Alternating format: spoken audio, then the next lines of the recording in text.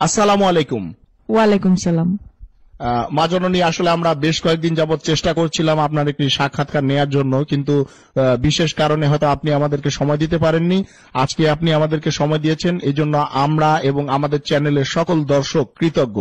হ্যাঁ, আসলে আমি সবসময় পর্দার আড়ালে থাকি আর সবসময় বিভিন্ন মানুষের সমস্যা সমাধানের জন্য তদবির নিয়ে ব্যস্ত থাকি, তাই আপনাদের এতদিন সময় দিতে পারিনি।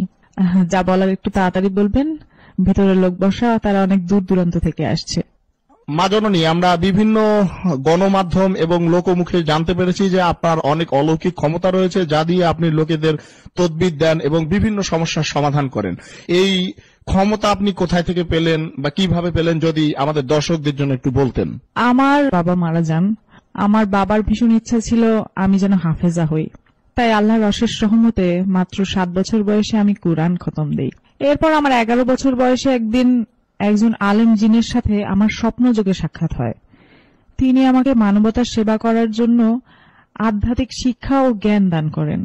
তারপর 12 বছর বয়স থেকে আজ অবধি মানবতার সেবায় কাজ করে যাচ্ছি। আপনি আসলে কি কি বিষয়ে তদবির দিয়ে থাকেন?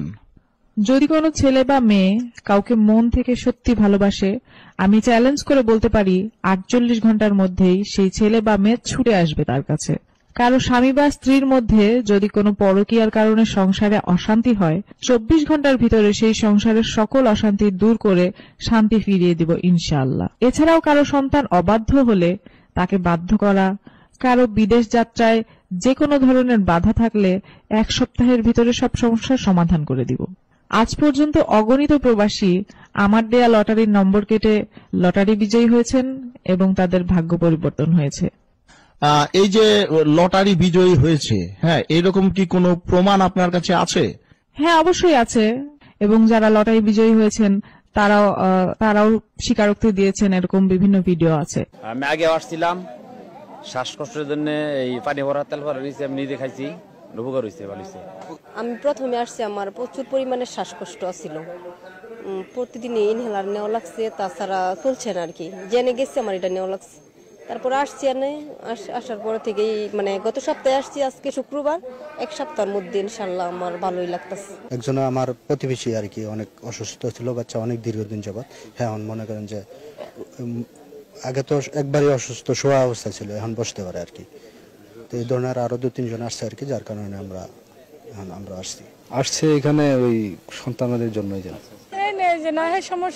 সমস্যা ভালো লেগেছে। আমি ঠ্যাঙ্গার ব্যথা আর কোমরের ব্যথা এখানে শুনছি সবাই আসলে নাকি যেটা এই অসুস্থতা থাকে এটা নাকি ভালো হয়ে আসে। মা জননী, এইসব কাজের জন্য আপনি আসলে কত হাদিয়া নেন? আমি এই কাজ করে 1 পয়সাও নেই না, তবে কাজে সফল হলে কেউ কিছু হাদিয়া দিতে চাইলে আমার একটি এতিমখানা আছে, সেই এতিম বাচ্চাদের যে যার সামর্থ্য অনুযায়ী হাদিয়া দিতে পারবেন। আসলে অনেকে দেশে আছে, কেউ বিদেশে আছে, সবাই তো আর সরাসরি আপনার দরবারে এসে আপনার সাক্ষাৎ করতে পারবে না, তাই আপনার সাথে সরাসরি কথা বলার কি কোনো ওয়ে আছে বা রাস্তা আছে, বুদ্ধি আছে এরকম? আমার সাথে সরাসরি মোবাইলে কথা বলেও তদবির নিতে পারবেন।